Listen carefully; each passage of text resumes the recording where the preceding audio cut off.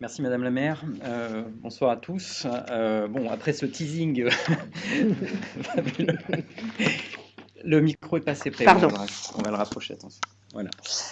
Je tenais, alors bon, c'est vrai que un audit de début de mandat, on est toujours un peu dans l'exercice attendu, dans la figure de style.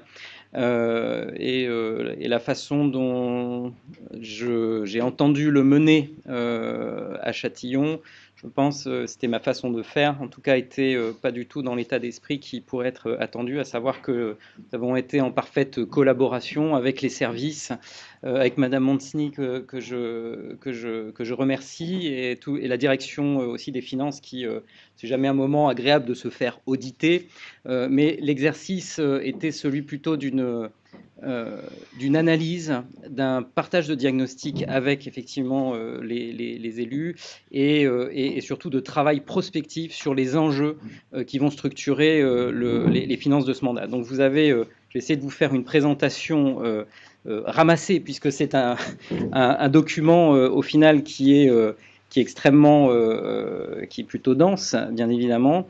Voilà, donc les deux grands objectifs de la mission. La première, donc, comme je vous le disais, c'était de porter une appréciation sur l'historique financier et la situation à date. Alors, pour ce faire, on a chaussé un certain nombre de lunettes ou de focales, avec d'abord un coup de loupe sur un ensemble de points. D'abord, une analyse de conformité. Alors, c'est un prérequis, un préalable très important avant de faire toute analyse financière.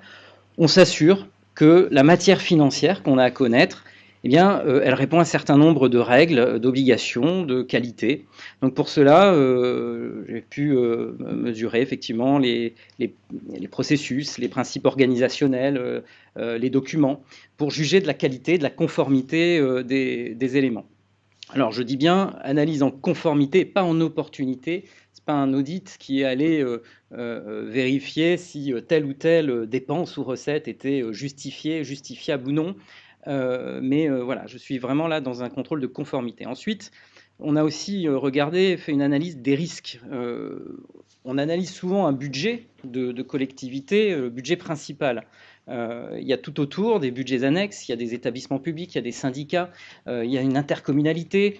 Voilà, et je pense extrêmement, il est toujours très important et intéressant de resituer le budget dans son environnement général, de voir quels sont les facteurs risques qui peuvent peser sur celui-là. Ensuite, on a aussi fait une analyse comparée. Alors là, on regarde un peu les choses en 3D, c'est-à-dire on a trié sur le volet dans l'environnement parisien l'ensemble des communes pour essayer de trouver quelques communes comparables à Châtillon sur un ensemble de critères démographiques, sociodémographiques, fiscaux, richesses, etc.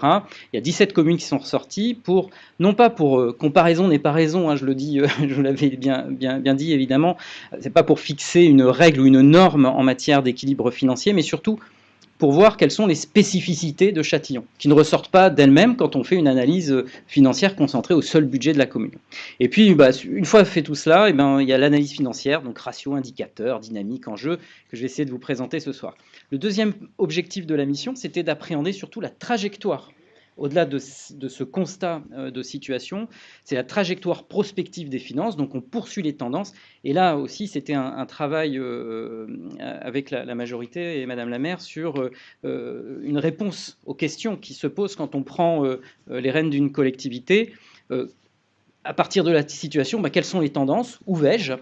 Ça, c'est le premier point. Et puis surtout, quelle sera et quelle est la capacité générale au niveau de la mandature en termes d'investissement? Comment je vais pouvoir financer mon projet de mandat et le dimensionner? Et puis surtout, quels sont les sujets à traiter, les objectifs que je dois atteindre, et puis la stratégie à mettre en place pour que tout ça rentre dans les clous. Alors, donc ce que je vous propose, c'est une synthèse de l'audit que j'ai structuré en fait en cinq grands objectifs. Alors, le premier objectif, qui relève de l'analyse de conformité, c'est un objectif de modernisation de la fonction de contrôle et de pilotage financier. Alors, ce que je veux dire d'abord, c'est que concrètement, sur la qualité des comptes, elle est bonne, très bonne. L'organisation, la tenue de la fonction comptable, financière, je n'ai pas de remarques particulières, notamment en termes de moyens humains et de moyens techniques et de compétences. Alors, bien évidemment, quand on gratte, on trouve, et il y a un certain nombre de petites anomalies, mais mineures. Les incohérences majeures concernent des éléments connus, déjà connus, que je ne pouvais pas passer sous silence, notamment de conjonction, de conformité entre le compte de gestion du comptable et le compte administratif de la ville sur des enjeux importants qui sont l'encours de dette, les participations à des sociétés, les transferts patrimoniaux aussi en direction de l'EPT.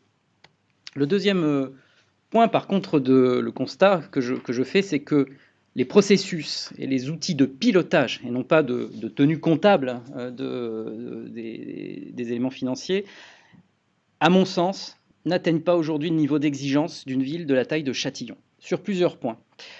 Tout d'abord, en matière de formalisation des règles et des processus.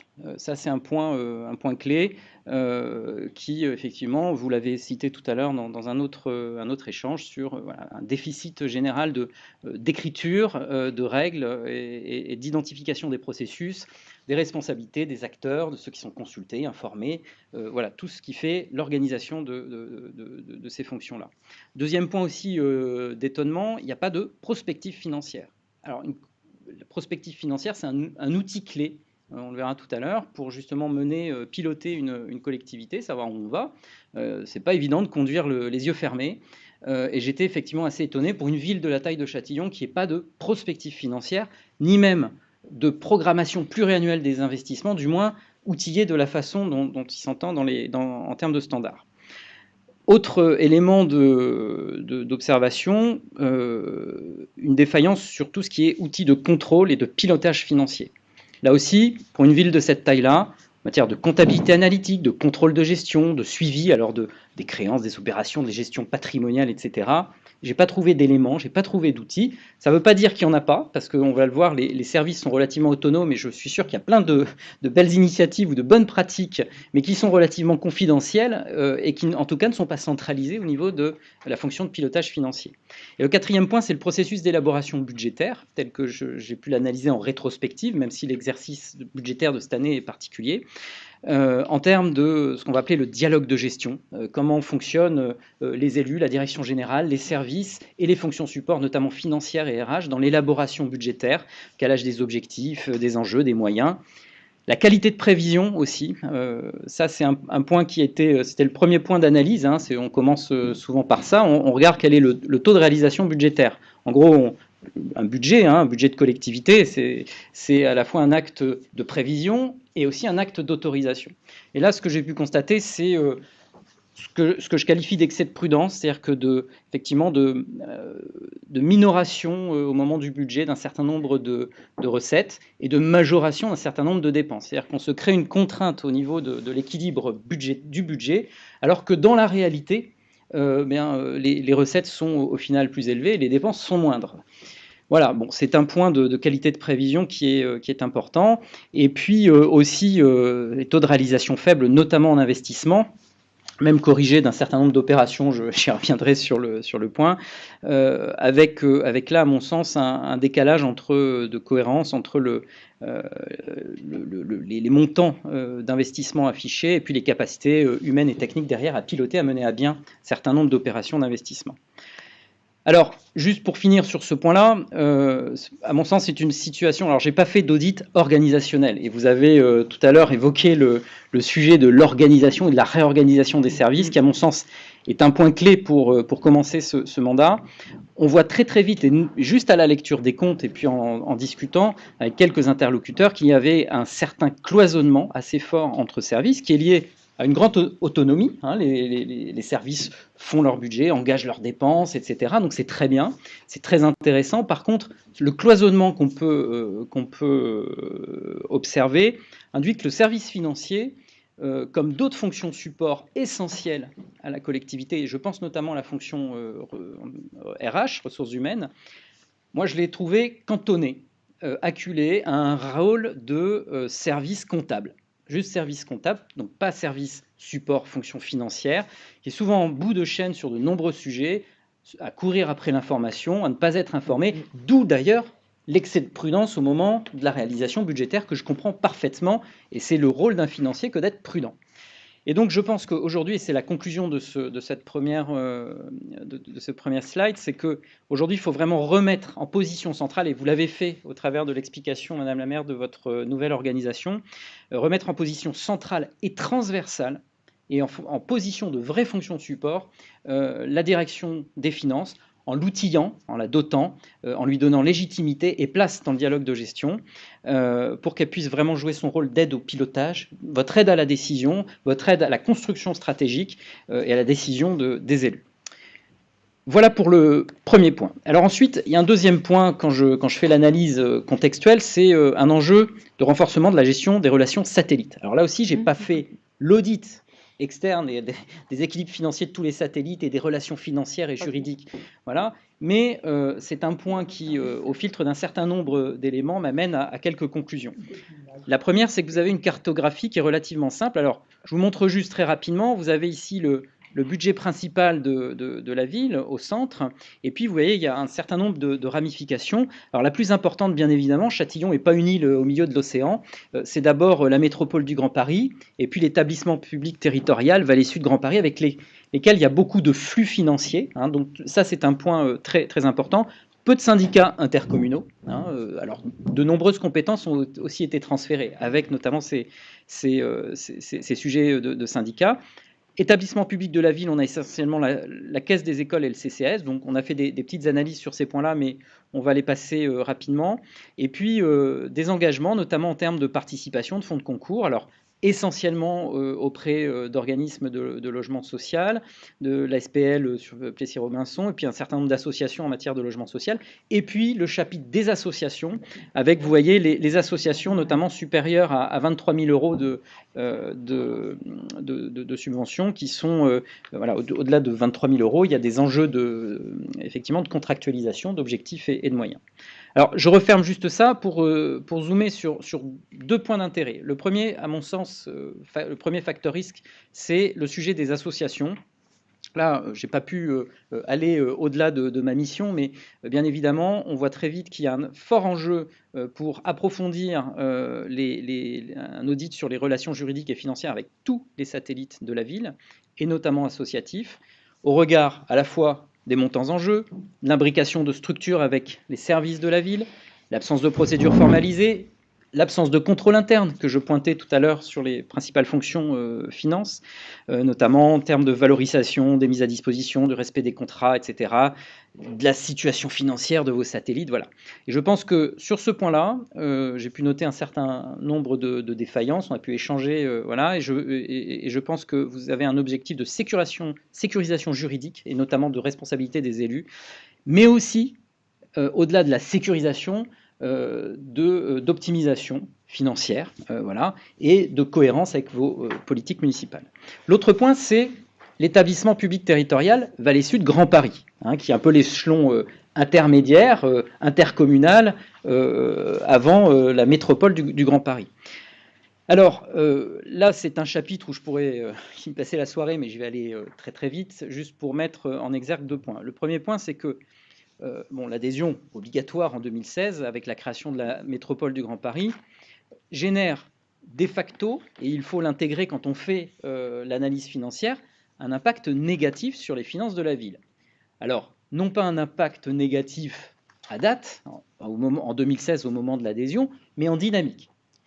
Pourquoi ? Parce que, on va le voir dans l'analyse financière, Châtillon est une ville qui a bénéficié de sa fiscalité économique pendant très longtemps. Elle a d'ailleurs une communauté de communes, Châtillon-Montrouge, en fiscalité additionnelle. Elle ne s'est pas départie de sa fiscalité économique, et pour cause, première couronne parisienne, des projets, de la dynamique d'investissement, du foncier bâti, économique, etc., ce qui a généré de la dynamique et les équilibres financiers de ce territoire. Simplement, à partir du moment où on adhère à une intercommunalité qui prélève à votre place cette fiscalité économique, forcément la dynamique n'est plus dans vos comptes.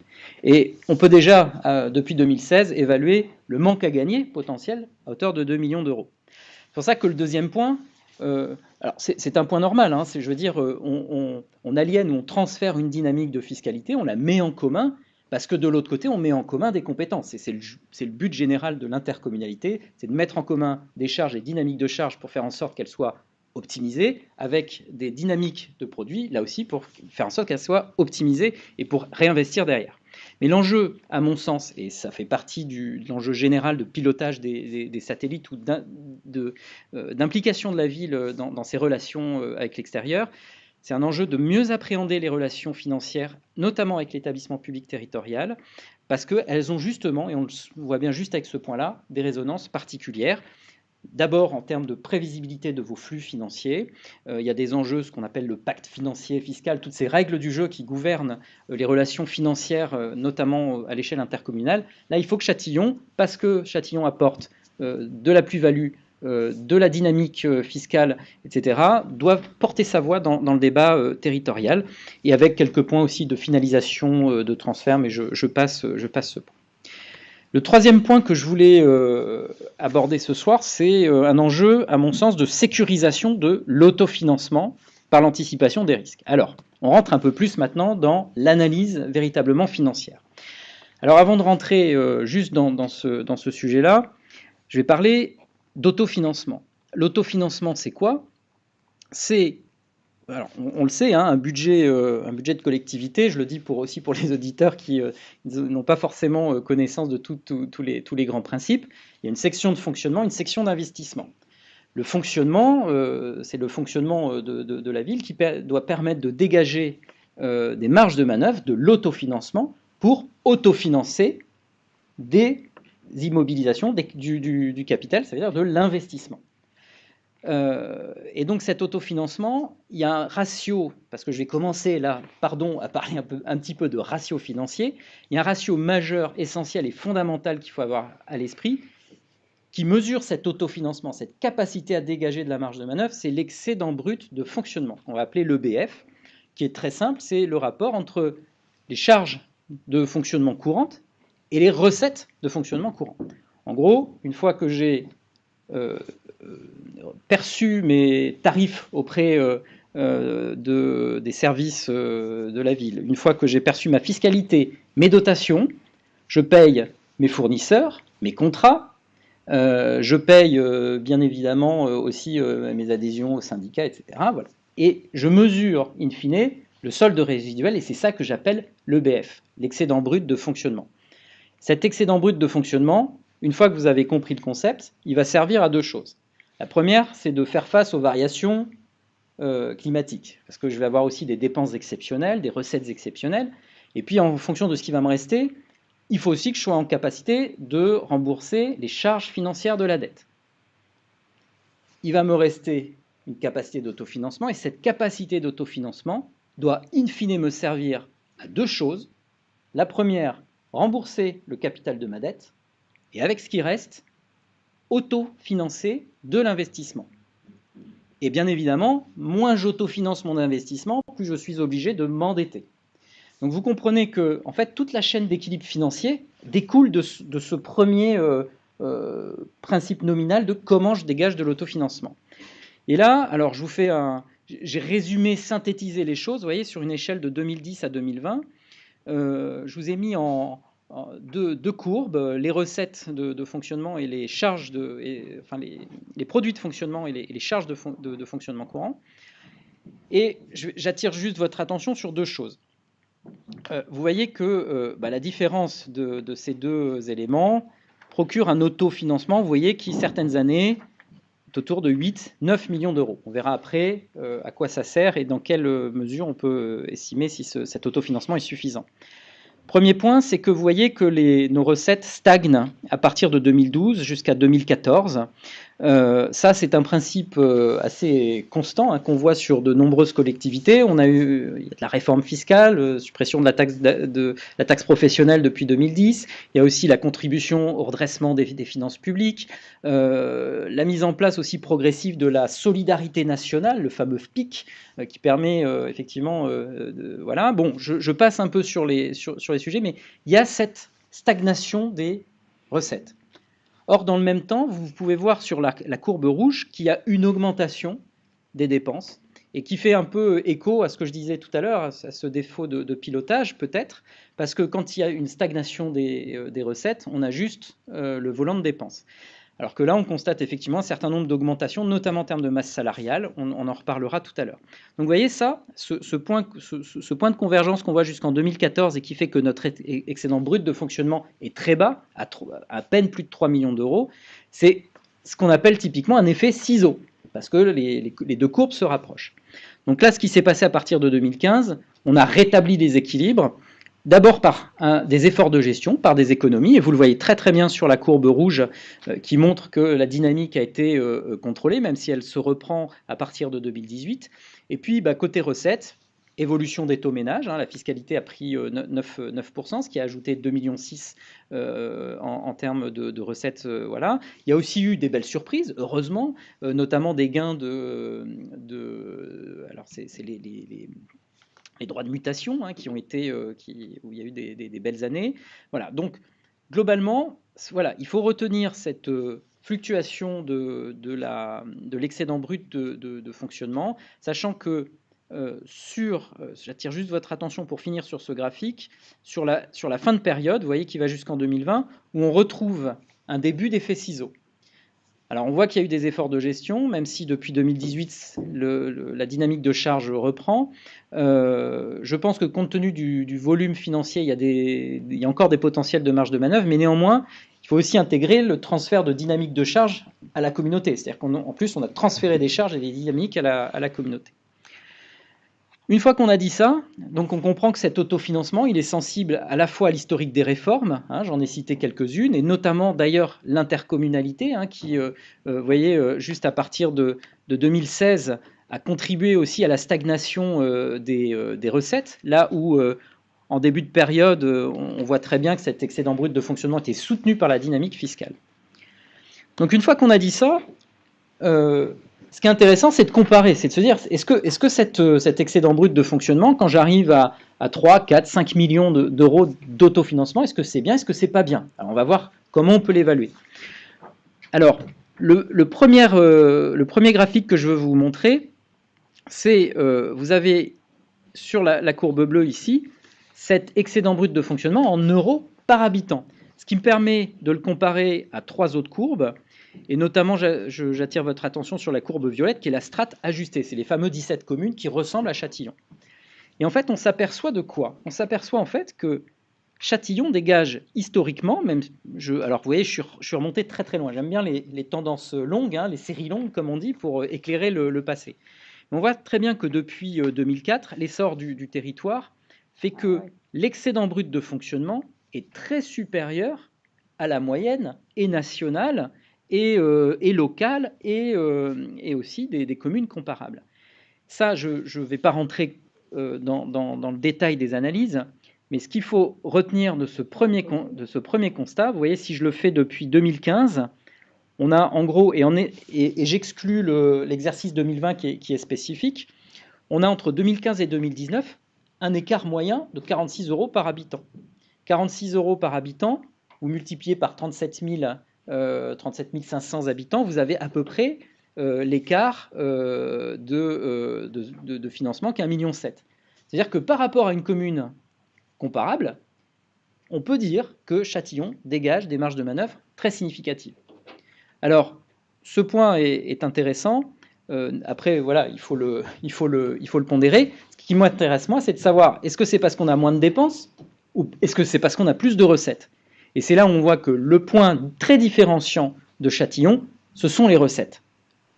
Et notamment la fiscalité. C'est un territoire de première couronne parisienne, avec toute la dynamique fiscale qui a trait. Et donc, bien évidemment, pendant de nombreuses années, la collectivité a bénéficié de cette fiscalité, de cette dynamique fiscale, et aussi, il faut bien l'avouer, a ajusté ses dépenses à ce niveau de richesse fiscale. Et c'est là où, effectivement, on peut considérer, et on le voit aussi en termes de rapport à la... Alors, je ne vais peut-être pas rentrer dans ce graphique qui est un peu plus compliqué, qui permet de mesurer l'écart à la strate comparée, mais on voit effectivement très distinctement que la ville a voilà, encore un niveau de recettes supérieur aux autres, hein, j'ai un ratio de plus de 1, et un niveau de dépenses aussi supérieur aux autres.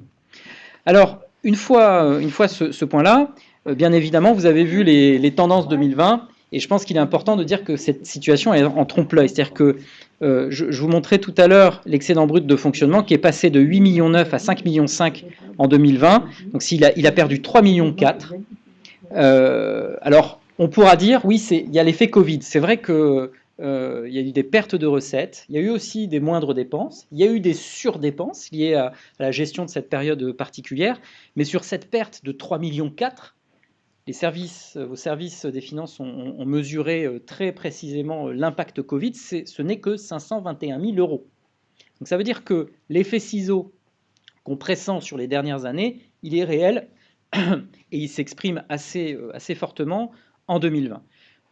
D'où l'enjeu général de mise en place des outils de prospective et de compréhension d'analyse interne de vos comptes pour pouvoir anticiper la suite des événements, notamment en matière de RH, puisque les ressources humaines constituent une part, la masse salariale, une part significative de votre budget. Alors, vous m'entendrez jamais dire que vous avez trop de personnel. Vous êtes une ville d'abord qui exerce beaucoup de choses en régie plus qu'en externalisation, donc c'est normal d'avoir plus d'agents. Vous avez aussi un niveau de service qui n'est pas forcément comparable avec l'ensemble des villes du territoire. Voilà, donc là-dessus, il faut toujours pondérer cet élément. Néanmoins, c'est vrai qu'on voit quand on le compare en euros par habitant, on voit bien que votre masse salariale, elle est très largement supérieure aux communes comparables et aux communes comparables du territoire et aux moyennes officielles. Voilà, donc sur ce point-là, j'attire juste l'attention en termes d'enjeux de pilotage, de compréhension de la dynamique de cette masse salariale, parce que derrière, on voit bien que en 2019, on est à 33 millions, on est déjà à 35 millions, à plus de 35 millions en 2020, et avec une prospective à 36 millions 4 en 2021. Donc ce point-là, il faut l'avoir en tête, parce que autant il y a des enjeux d'évolution obligatoire, il y a des évolutions de carrière, il y a le glissement vieillesse-technicité, il y a aussi tous les enjeux de déprécarisation d'un certain nombre d'emplois, il y a les valeurs de points des fonctionnaires, etc.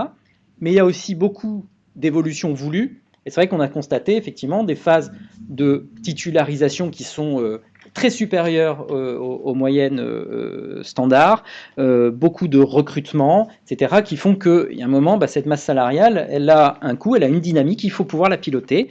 Tout cela dans un contexte, pour finir, qui induit un changement profond, à mon sens, du modèle. Je mets en exergue bien évidemment la crise sanitaire, mais aussi le fait intercommunal, dans lequel il faut passer à l'étape, au logiciel intercommunal, en termes de transfert de compétences, de mutualisation de services, etc. etc. Le quatrième point, c'est faire face à la dette. Voilà, je ne peux pas ne pas parler de la dette en faisant l'analyse financière de Châtillon. Parce que on essayait de savoir dans la question précédente, est-ce que cet autofinancement, il va être suffisant pour couvrir la charge finalement de la dette? Puisqu'au final, c'est une autre façon de savoir si notre capacité à financer les choses, elle est suffisante.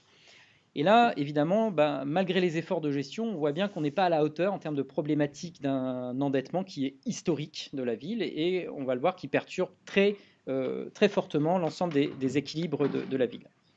Alors d'abord, là aussi, c'est un peu comme les ressources humaines, c'est compliqué de comparer en euros par habitant une dette ou une masse salariale, mais il est quand même intéressant de constater que même au regard de villes comparables, avec des standards comparables, on voit bien que historiquement, et là je ne peux pas remonter avant 2001 parce que je n'ai pas les données, puis à un moment il faut arrêter la spéléologie, mais historiquement, on a une ville qui est vous voyez, à plus de 2000 euros de dette par habitant, donc ça veut dire que c'est effectivement un endettement assez fort, avec un pic que vous voyez en 2016, je vais vous en parler, ça c'est des opérations de désensibilisation de la dette. Donc aujourd'hui, la dette à rembourser à fin 2020, c'est plus de 80 millions d'euros, pour avoir ce chiffre en tête. Une dette qui est élevée aujourd'hui et qui a été alourdie par une opération, alors là, elle est une opération très technique et donc je ne vais pas avoir le temps de rentrer dans tous les détails, mais c'est très important d'en parler. Beaucoup de collectivités s'y sont laissées prendre, ces fameux emprunts dits toxiques, hein, avec des conditions contractuelles qui étaient bourrées de risques à terme. Et il y a un moment, il faut pondérer il faut mettre les choses en balance. Est-ce que je paye le ticket de sortie, même s'il est exorbitant, ou est-ce que j'endosse ou je fais courir le risque de payer des emprunts très très chers? Donc, cette dette, elle a été, on dit, désensibilisée, c'est-à-dire qu'en gros, on a réussi à la supprimer, à la remplacer par de la dette. Le problème, c'est que quand on sort de ces opérations-là, ça coûte très très cher. Le coût total, on l'a évalué, hein, il est très multicritère, donc je ne vais pas rentrer dans le détail, mais ce qu'il faut retenir, c'est en gros, ça coûte plus de 22 millions d'euros à la collectivité. Alors 22,1 millions d'euros, mais étalés dans le temps, parce qu'il y a des systèmes d'étalement, mais en gros, chaque année, ça pèse sur le fameux autofinancement entre 1,5 million et 2 millions d'euros. Voilà. Ce coût total, on le valorise, il aurait pu être plus fort, parce qu'il se trouve que, heureusement, l'État a mis en place des dispositifs, et notamment le fonds de soutien. La ville a touché plus de 17 millions, 17,6 millions de fonds de soutien, qui a permis d'amoindrir ce coût. Ce coût, en fait, c'est des charges financières. Pourquoi? Parce que les pénalités de sortie, il a fallu les refinancer, parce qu'on ne peut pas sortir 22 millions comme cela. Et donc, cette pénalité a été reconvertie en dette pour partie. Donc, ça veut dire que c'est une dette à rembourser, mais qui va en plus générer des intérêts. Autre point, c'est que a été ajouté à cette dette, une dette complémentaire, 15 millions d'emprunts complémentaires, pour finaliser, si vous voulez, ce qu'on devait aux banques pour sortir de cet emprunt, en jouant là sur les différences de taux. En gros, on a contracté 15 millions d'euros à un taux élevé par rapport au taux du marché, et l'écart de taux a permis de rémunérer les banques et de compléter la soulte ou l'indemnité de sortie. Alors, au-delà de l'aspect, voilà, il fallait le faire. Je le dis, il fallait le faire, d'accord? Et la façon dont le projet a été mené, j'ai rien à dire. Enfin, c'est toujours des points de négociation compliqués, hein, avec les banques, le fonds de soutien, etc. Ça a été fait. Par contre, il faut intégrer un point, c'est que les emprunts complémentaires, les fameux 15 millions, en face, il n'y avait aucune dépense d'investissement. Et c'est là où vous allez avoir toute une complexité de gestion de vos équilibres budgétaires, c'est que par cette manne financière sans dépense, on a généré un excédent notamment de trésorerie. Hein. Il y a une trésorerie pléthorique. Hein. Quand on peut tenir 6 mois sans percevoir la moindre recette pour une commune de cette taille-là, c'est qu'on a une grosse trésorerie. Donc c'est le compte au trésor, je vous le rappelle, il n'est pas rémunéré. Hein. Donc ça ne sert à rien d'emprunter trop, juste pour avoir de l'argent sur le compte. Mais vous avez là du coup un suréquilibre, vous avez encore 10 millions en 2020 qui sont des excédents reportés. Et comme tout budget, un budget il faut qu'il boucle, c'est-à-dire qu'il faut qu'il soit équilibré en dépenses et en recettes. Donc si j'ai des recettes reportées à telle hauteur, il faut que je mette derrière des dépenses. Et donc c'est là où l'exercice budgétaire il est compliqué, c'est-à-dire qu'on est un peu en suréquilibre au final, et donc il faut mettre des dépenses qui n'en sont pas vraiment. Voilà, donc c'est un petit peu la limite de la prévision et de la transparence du budget qui est complexe, complexe en la matière compte tenu de la situation.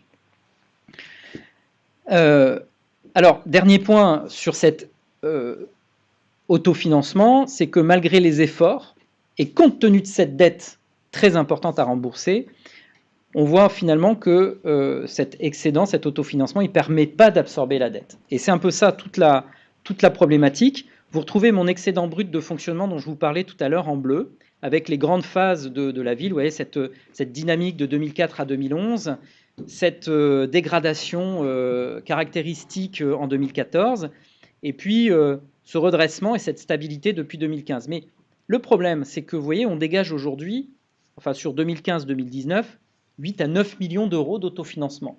Le problème, c'est que quand on a remboursé sa dette, intérêt et capital, vous voyez, c'est le solde, c'est ce qui est en rouge, donc en négatif, c'est-à-dire qu'il ne reste plus grand-chose, il reste même rien moins que rien, puisqu'on est en négatif, en capacité d'autofinancement net négative, avec des pics caractéristiques sur des remboursements spécifiques, mais je ne rentre pas dans le détail. Je veux simplement qu'on retienne qu'on a aujourd'hui à Châtillon, et l'exercice 2020 le met encore plus en exergue compte tenu de l'effet ciseau, un autofinancement qui ne permet pas de couvrir la charge de la dette. Donc on est en surchauffe.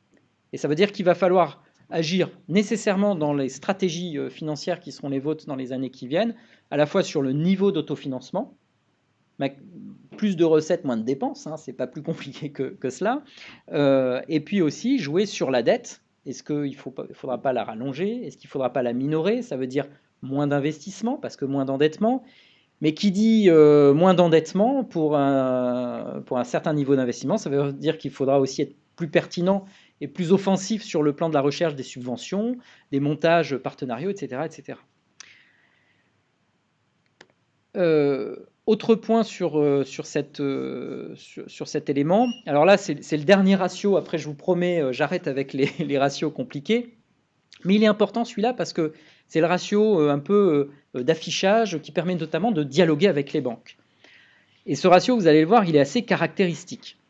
C'est ce qu'on appelle la capacité de désendettement. Je rapporte assez simplement, si on se concentre, il n'est pas très compliqué à comprendre. J'ai un stock de dette à rembourser, disons 50 ou 80, on va prendre à peu près vos éléments. J'ai un stock de dette à rembourser et je dégage chaque année une capacité d'autofinancement. Si j'affectais tout cet autofinancement pour solder cette dette, il me faudrait combien d'années? Donc si j'ai 80 de dettes et que j'arrive à dégager 10 chaque année, vous faites le calcul, il me faudrait 8 ans. Et 8 ans, c'est pas mal, parce que la dette, en général, un stock de dette de collectivité a une durée moyenne d'extinction d'une quinzaine d'années. Donc c'est-à-dire que dès que ce ratio il est un petit peu au-delà de 10 ans, 10-12 ans, on sait qu'on est déjà dans un déséquilibre entre la dette contractée à rembourser et la capacité à la rembourser. C'est comme quand au plan personnel, quand on veut acheter un bien, on regarde qu'on a bien les capacités financières en termes de salaire et de revenus de rembourser sa dette. Là, c'est pareil. Alors, ce petit ratio, donc je vous ai dit, 10 ans, c'est déjà une valeur haute. Et vous le voyez en rétrospective sur une période longue, vous voyez qu'il est une fois de façon exceptionnelle en dessous de la barre des 10 ans, en 2011. Vous voyez que les communes comparables sont dans une très bonne situation financière. On est entre 8 et 9 ans de capacité de désendettement. Et vous avez la ville de Châtillon, effectivement, qui navigue de façon très haute. Alors, ce qui est important, c'est la dynamique de ce ratio. C'est un ratio qui est compliqué à analyser, mais regardons les dernières années. On est très très haut. Alors, vous voyez, j'ai deux courbes. Alors là, c'est un peu technique, mais c'est aussi pour que ce rapport puisse, comment dirais-je, à la fois être simple, mais sans simplifier un certain nombre de problématiques, est intégré entre les deux écarts de courbe.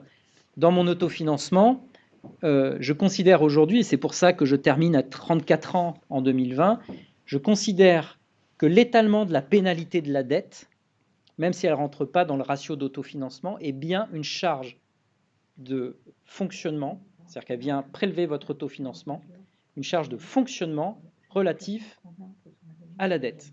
Et donc, je l'intègre dans cette CAF.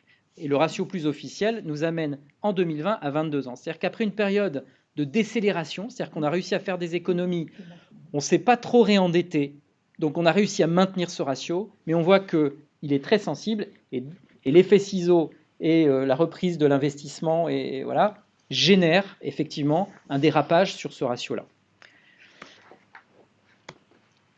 Dernier point, ça veut dire que tout ça, pourquoi? Ça sert à quoi de dégager de l'autofinancement? Ça sert à rien de faire, de thésauriser, faire du résultat reporté. Si j'ai trop de résultats, si j'ai trop de marge, ça veut juste dire que je prélève trop d'impôts quelque part, ou que je dépense pas assez pour mes contribuables. Donc, cet autofinancement, je vous l'ai dit, il sert à financer de l'investissement. Mais vous avez compris le problème auquel fait face Châtillon depuis des années, c'est qu'on a trop de dettes et on n'a pas de capacité à la rembourser. Donc ça veut dire que pour financer de l'investissement, on est obligé de s'endetter. Donc qu'est-ce qu'on fait? On minore son investissement. Et là, c'est un dernier petit ratio qui vous montre ici en euros par habitant l'effort d'équipement, c'est-à-dire d'investissement de la ville en euros par habitant comparé à différentes strates de communes. Et vous voyez que bien évidemment, malgré deux petits points culminants, notamment par rapport alors l'écart aux autres communes de l'EPT, alors ce ne sont pas des communes qui vous ressemblent toutes, bien évidemment, mais ça vous montre un peu quelle est la tonalité sur le territoire. Vous avez des communes sur le territoire qui dépensent en moyenne 500 euros par habitant. Une commune comparable à Châtillon, première couronne parisienne, avec les mêmes critères, les mêmes contraintes, doit dépenser entre 250 et 300 euros en moyenne par habitant. Et là, vous voyez que structurellement, la ville est régulièrement autour de 150, 160, et notamment depuis 2016, ce qu'on peut appeler un sous-investissement. Et c'est vrai que quand on... Alors, normalement, ça, je l'éclaire d'un certain nombre de points sur l'état du patrimoine, l'audit du patrimoine, l'état l'état du patrimoine. Et ça, ce sont des outils qu'il n'y a pas, que je n'ai pas vu, que je n'ai pas pu mesurer, mais simplement en discutant avec les services et en regardant un petit peu, on s'aperçoit effectivement que ce sous-investissement, il est problématique. Alors, il est subi un peu parce qu'on ne peut pas tellement faire plus, mais en même temps, qui dit sous-investir, ça veut dire derrière surfonctionner, c'est-à-dire que je suis obligé de surdépenser parce qu'il faut réparer continuellement là où des investissements plus structurels sont nécessaires. Et là, en fait, en n'investissant pas, effectivement, on s'oriente vers des problématiques de report de charges. Dernier point pour conclure cette présentation, repenser la stratégie prospective. Alors, évidemment, on a fait une prospective. On a pris un ensemble d'hypothèses. On a travaillé avec les services, avec les élus, sur différents scénarios prospectifs. Et ce que je voudrais juste vous montrer ce soir, c'est une prospective qu'on appelle fil de l'eau. Alors, la prospective fil de l'eau, elle permet quoi? Elle permet de dire, ben voilà, toutes choses égales par ailleurs, les tendances, si je les prolonge dans l'avenir, voilà où on va. Alors, il faut faire attention, quand une prospective, c'est pas prédictif, c'est pas une boule de cristal. Je ne suis pas en train de vous expliquer ce qui va se passer. Je vais vous montrer ce qui pourrait se passer si la situation... pourquoi tout s'est coupé? Ah pardon, c'est l'écran qui est là. Je sais pas. Mise en veille de la télé. Ah, c'est la télé, d'accord, pardon. Donc, il s'agit juste en fait de dire effectivement quelle est la tendance, c'est-à-dire que j'amplifie une situation à date. Et là, vous pouvez voir, pardon pour ce petit, doute interlude, vous retrouvez ici notamment mon ratio d'excédent brut de fonctionnement. Vous voyez le creux 2020 qui est notamment lié, alors il y a l'effet Covid, mais il y a aussi l'effet ciseaux. On a pris des hypothèses prudentes et vous avez déjà eu des arbitrages budgétaires sur 2021 qui, avec des taux de réalisation, voilà, j'ai pu retravailler une prévision 2021. On voit cet effet ciseaux parce que l'excédent brut de fonctionnement décroît, mais vous comprenez, vous voyez tout de suite que la capacité d'autofinancement résiduelle, une fois que j'ai payé ma dette, elle s'aggrave d'année en année. Dans la prospective, là, on fonctionne à 5 millions d'euros d'investissement par an. 5 millions, pas au budget, 5 millions réels, au compte administratif. C'est-à-dire qu'à la fin de l'exercice, la ville aura bien dépensé 5 millions d'investissement, y compris le plan d'investissement qui est un peu plus haut sur les 2-3 années, parce qu'il y a un certain nombre de coûts partis, évidemment, dont vous avez hérité. Mais donc, pour financer ces investissements, je suis obligé de m'endetter. Et qui dit endettement complémentaire, plus dynamique et effet ciseaux sur l'autofinancement, fait une dégradation des comptes. Et concrètement, en fait, le schéma que je vous présente là, il n'est pas tenable. C'est-à-dire qu'à un moment, on n'est même plus en équilibre réel. Il y a quand même des règles. Il y a notamment une règle d'or pour les collectivités, que l'État ne s'applique pas forcément. C'est-à-dire je ne peux emprunter que pour mon investissement. Et par ailleurs, il faut que mes ressources propres permettent de couvrir le remboursement en capital de la dette. Et là, à un moment, c'est plus le cas. Donc, ça veut dire que si on laisse les choses aller comme cela, il y a un moment, saisine par le préfet, de la Chambre régionale des comptes, etc. Et là, on vient vous imposer un certain nombre de mesures qui, en général, on cherche le levier automatique qui, évidemment, porte sur la fiscalité. Ouais. Voilà, plus trop la taxe d'habitation, bien évidemment. Il vous reste le foncier bâti, les propriétaires. Voilà, c'est un. Mais bien évidemment, c'est pas le scénario souhaitable. Alors, on a affaire là, effectivement, à une prospective qui n'est pas réjouissante. Hein. Je me mets à votre place en début de mandat. Ça veut dire que voilà, j'ai à faire face à une capacité minorée pour financer mon projet de mandat.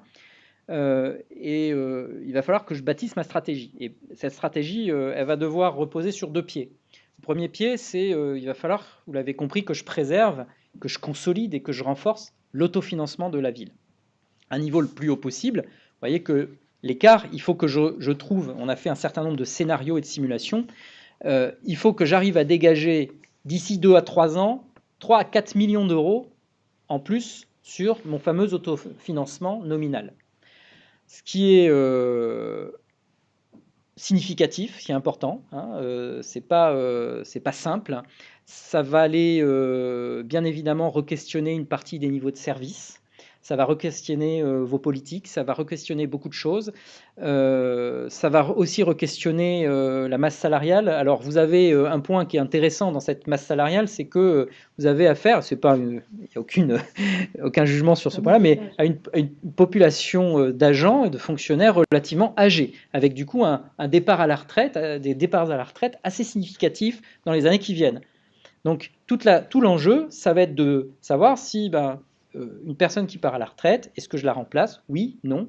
Combien de départs pour combien d'arrivées? Sur quel poste? Donc, ce qui nécessite de faire à la fois de la dentelle, mais aussi de réfléchir en termes de politique publique sur là où je mets les moyens, là où je veux dynamiser, parce que je pense qu'il y a plein de fonctions, notamment les fonctions support, où il faut redynamiser et réinvestir sur le capital humain, et d'autres peut-être où il faut réfléchir effectivement à ajuster la voilure aux ressources.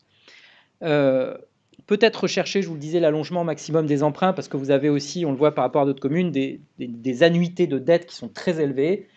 Bon, 80% de votre stock de dette, c'est du stock de dette qui a déjà été renégocié. Et voilà, donc les marges de manœuvre sont assez faibles, mais il faut faire feu de tout bois et pour essayer sans doute de rallonger les choses.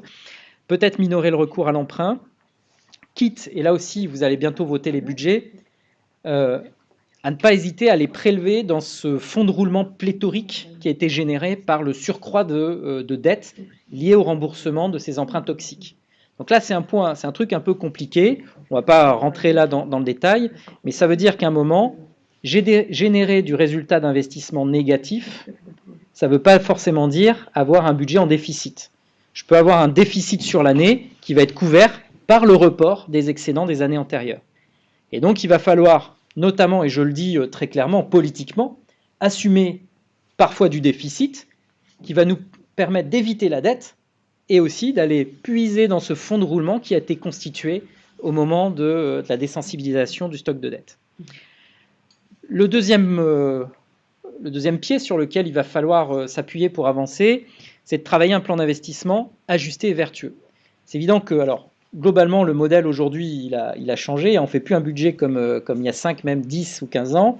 L'ère des maires bâtisseurs est un peu terminée, mais néanmoins, il y a du patrimoine, il faut l'entretenir, il faut le renouveler. Il y a quand même des projets.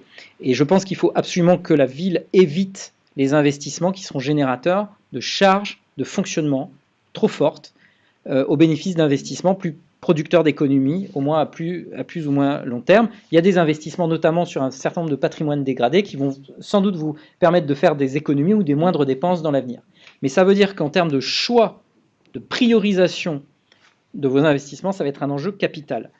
Donc il va falloir prioriser ce plan d'investissement pour préserver les équilibres, le temps que les marges de manœuvre soient dégagées. Alors, ce qui va vous aider là-dedans, c'est qu'effectivement, quand vous avez une gestion budgétaire historiquement prudente, en termes de...